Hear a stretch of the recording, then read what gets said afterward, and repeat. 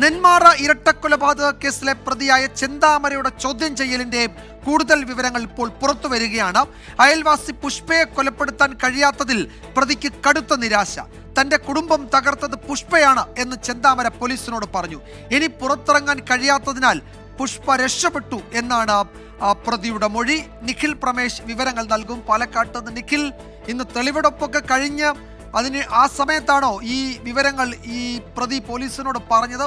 ഇയാൾക്ക് രണ്ടുപേരെ കൂടി കൊലപ്പെടുത്തണമെന്നുണ്ടായിരുന്നു എന്ന് പോലീസ് കണ്ടെത്തിയിരുന്നു. അതിലൊന്നാണ് ഈ അയൽവാസിയായ പുഷ്പ.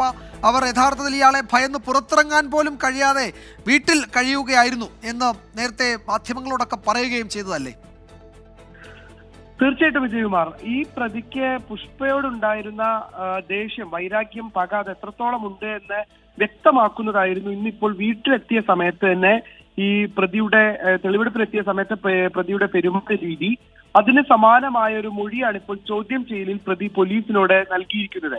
തനിക്ക് പുഷ്പയെ കൊലപ്പെടുത്താൻ കഴിയാത്തതിൽ കടുത്ത നിരാശയുണ്ട് എന്നാണ് ചെന്താമര പോലീസിനോട് വ്യക്തമാക്കിയിട്ടുള്ളത്. തന്റെ കുടുംബം തകർത്തത് പുഷ്പയാണ്. താൻ നാട്ടിൽ വരാതിരിക്കാൻ നിരന്തരം പോലീസിൽ പരാതി കൊടുത്തതിൽ പുഷ്പയ്ക്ക് പങ്കുണ്ട് എന്നും ഈ പ്രതി കരുതുന്നു. ഇനി പുറത്തിറങ്ങാൻ കഴിയാത്തതിനാൽ പുഷ്പ രക്ഷപ്പെട്ടു എന്നും പ്രതി പറയുന്നുണ്ട്. അതായത് പ്രതി പുറത്തിറങ്ങിയിരുന്നെങ്കിൽ പുഷ്പയെ കൊലപ്പെടുത്തുമായിരുന്നു എന്നാണ് ഇയാൾ പറയുന്നത്. ഇനി ഒരു ദിവസത്തെ പരോൾ പോലും താൻ ആവശ്യപ്പെടില്ല. താൻ ചെയ്തത് വലിയ തെറ്റാണ് എന്നും ഈ ചെന്താമര കരുതുന്നുണ്ട്.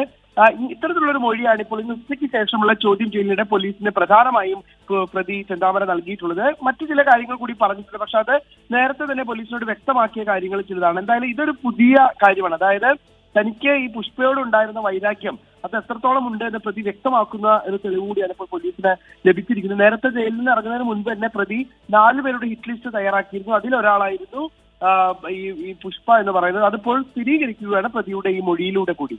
വിജയകുമാർ, യെസ്, അത് തന്നെയാണ്. ഈ പ്രതി ലക്ഷ്യമിട്ടത് 4 പേരെ കൊലപ്പെടുത്താനായിരുന്നു. അതിൽ 2 പേരെ കൊലപ്പെടുത്തി.